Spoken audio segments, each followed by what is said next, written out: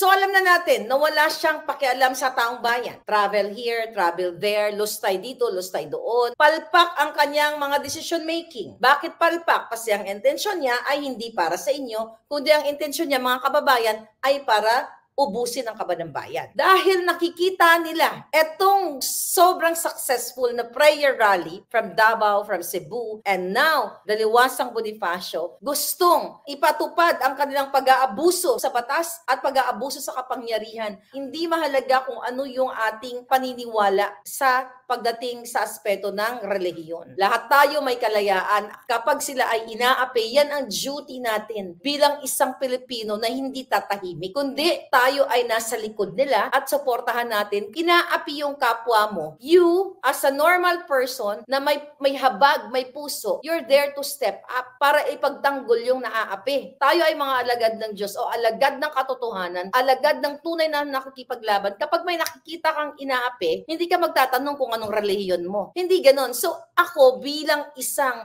lumalaban sa kadyutahan ni Lisa Hayop Marcos at ni Coting Jr., kaya hindi ako titigil paulit-ulit ang mga hinayupak na to, lalo na yung babae niya. Dahil sobrang successful yung nangyayari ngayon sa Liwasang Bonifacio, mga palangga, ito pang kahayupan nila. Akalain nyo, pinalitan yung mga ordinary security guards. Nakarating sa atin, this is from Malacanang puting ahas natin, na pinag-inutos ng mga buwakan ng inang tanggalan ng trabaho ang mga security guards. Yung regular, not the PSD, yung mga ordinary doon, at pinalitan nila kasi natataranta si Lisa dahil sa rallying ito, baka lumusob kayo doon. Okay? Okay lang naman magmarcha kayo. So pinalitan po nila, tinanggalan nila ng trabaho. Kita mo kadyutahan na mga ito. Bakit siya natatakot? Bakit sila kinakabahan kung wala silang ginagawang kasalanan? Di ba? Kung wala kang kasalanan, bakit ka matatakot? Eh di harapin ninyo. Di ba? Harapin. Sabi ko nga harapin yung taong bayan ni Marcos Jr. Pero hindi hinaharap. Sa halip, anong ginagawa nila? Di ba? Sabi ko nga, naglalabas ng propaganda. Naglalabas ng what? Pagnanakot. Pananakot, pangsusupil, pangkikitil, pagka-cancel, lahat na lang para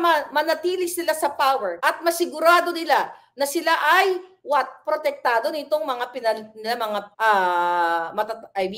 may mga rango or matataas na army or police. Sabi ko nga, yung mga yan, nandiyan lang sila para magtrabaho. Pero nakikita nila ang kamalian. Okay? Kahit napalitan mo pa Lisa Ahas, kahit ipalit mo pa yung, I think it's not right na para murahin natin yung pumalit. Okay? Ito mga buwakan, ito si Lisa at saka si Kuting talaga, dapat ang kamura-mura dito palangga. So dahil nga natataranta sila na baka hindi na matapos ni Marcos Jr. o baka hindi na nga siya umabot ng June 30, kaya nag-change na sila ng mga security guards kasi baka magkaroon na nga tayo ng change of guard. You know? Change of guard, change of leadership. Yun talaga ang kanilang kinababahala.